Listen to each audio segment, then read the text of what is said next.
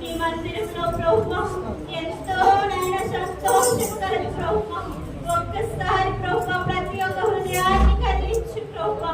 ఈ యొక్క ఆదివారం దినమున తండ్రి మీ మందిరంలో నాయన మిమ్మల్ని రీతిగా స్తుతించి ఆరాధించి గొప్ప ధన్యత ఇచ్చిన దేవానికి వందనాలు ప్రభువా. గొప్ప దేవానికి స్తుతులు స్తోత్రాలు ప్రభువా. ఈ ఆరాధనలో ఏ బిడ్డలైతే ప్రభువా ఆరాధన చేశారో ప్రభువా, ఏ బిడ్డలైతే గొంతు విప్పి స్తుతించారో ప్రభువా, బహుబలముగా వారిని దీవించండి ప్రభువా, ఆశీర్వదించండి. యేసయ్యానికి వందనాలు వందనాలు స్తోత్రాలు ప్రభువా.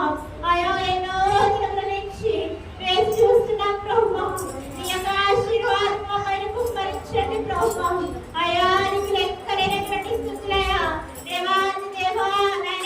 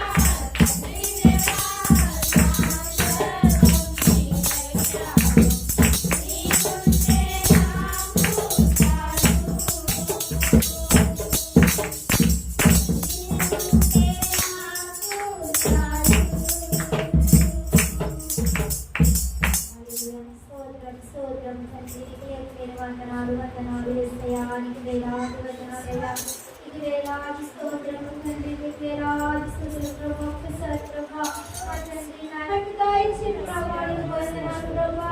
నా తండ్రి అలా తండ్రి విశ్రాంతి దినం ప్రభా, నీ సన్నిధిలో ఒక దినము గడిపిన 1000 దినముల కంటే శ్రేష్టమన్నావు యేసయ్యా. నా తండ్రి ఇంకా చాలా మంది నీ సన్నిధికి రాలేకపోతున్నారయ్యా. నా తండ్రి నీ సన్నిధికి వచ్చిన తండ్రి సంతోషాన్ని సమాధానాన్ని పంచుకునేదానికి దాయించిన ప్రభా. ఈ వారమంతా నీ కృపని కాపుదలని భద్రత దాయించిన తండ్రి, నీకు వందనాలు, నీకు స్తోత్రములు తండ్రి. మా ఇరుకు ఇబ్బంది నుంచి విడుదల చేయండి ప్రభా. నా తండ్రి నాయన యాజకులు నా తండ్రి వాక్యం చెప్పుచుండగా నా తండ్రి నాయన, నా తండ్రి నేను మీరు విడిచిపెట్టేవా కాకుండా నా తండ్రి మేము భద్రపరుచుకునేదాన్ని మా అందరికీ దయచేయమని ఈ నజరేయుడైన యేసు నామములో అడుగుచున్నాము తండ్రి. పిల్లరా సమయంలో కీర్తన భాగాన్ని చదువుకుందాము. దయచేసి గమనించి ప్రతి వారు కూడా కీర్తన భాగాన్ని చదువుకుందాము. మరియు వాక్య భాగాన్ని మనం చూద్దాము. సమయంలో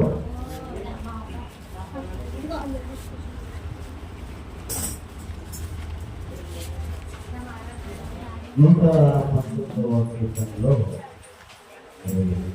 ఎన్నో శ్లోకమా?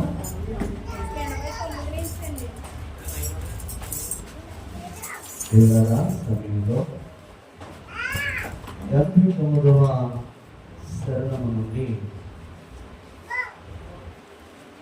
96వ శరణం వరకు కూడా చదువుతున్న సమయంలో వాక్యాన్ని చదవడానికి సిద్ధపడాలని ప్రభు పేరుగా నేను మనం చేసుకుంటున్నాను. 89 నుండి 92 వరకు అక్షయ పూజ అవుతారు. అలాగే 93, 94 అప్పులు వచ్చుతూ ఉంటారు. 95, 96 చిన్న ప్రిపేర్ అవ్వాలని కోరుకుంటాను మనం చేసుకుంటున్నాను.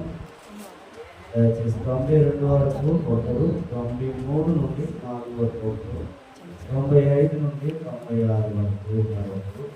దయచేసి సిద్ధపడాలి.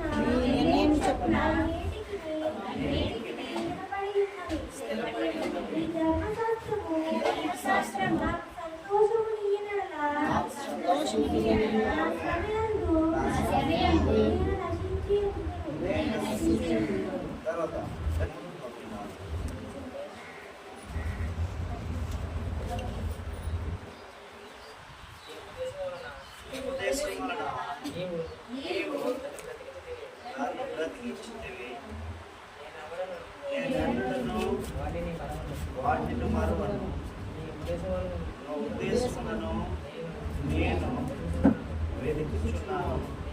నేను నీ వాడినై నన్ను రక్షించు.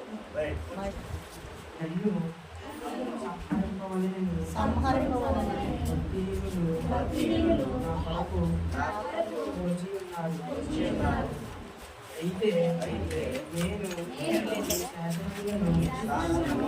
తలపోగుచున్నాను. సకల సంపూర్ణతకు పరిమితి కలదని నేను గ్రహించి ఉన్నాను. నీ ధర్మోపదేశము